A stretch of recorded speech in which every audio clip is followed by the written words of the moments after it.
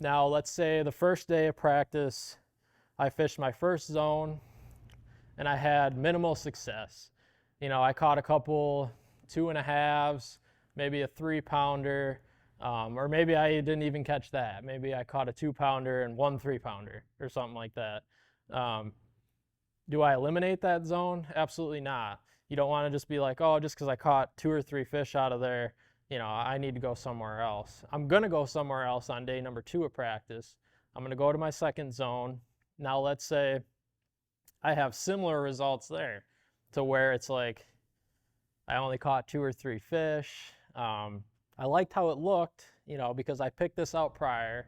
I picked out my confidence techniques. I liked how the area looked. I know the area well, right? Because I've spent all this time there practicing. I've idled all these little corners, everything like that. I caught a couple fish there. I'm going to pick and choose which one I had more confidence in the third day of practice. I'm going to pick and choose and go back.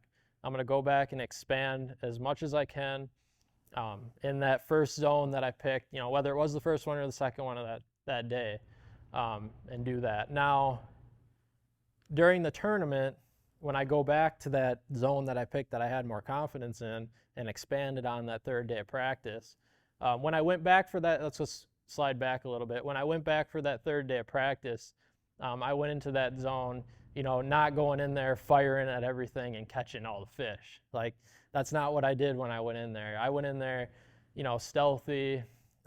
Maybe I put some decoy hooks on, some of those screw locks so I didn't, obviously catch all the fish in that area. You don't want to do that right before a tournament. So I go into that area, I get a few bites. My confidence is starting to get up a little bit. Now it's tournament time. First day of the tournament, I'm going to head back into that area. I got good confidence. I shook off a couple fish. I have a couple ideas in the back of my head, maybe of areas that are similar, that are close by, not far from this zone. You don't want to get too crazy, all of a sudden running 20 miles down the lake. I got an idea. I'm like, okay, this other area looks good. This other area looks good. Now I get to this area that I fished the first day of the tournament, catch a couple fish, get things rolling. And this is when you want to expand. You never want to learn everything during practice. That's probably the worst thing you could do during your practice period, is be so dialed in on one thing and doing one thing, and I'm going to catch all my fish, on this 1.5 crankbait, running it around these laydowns. This is how I'm going to catch my fish this tournament. That's not what you want to do. You want to have, your entire arsenal out, ready to go. Let's say you catch a couple fish, right away in the morning on what you expected to catch them on.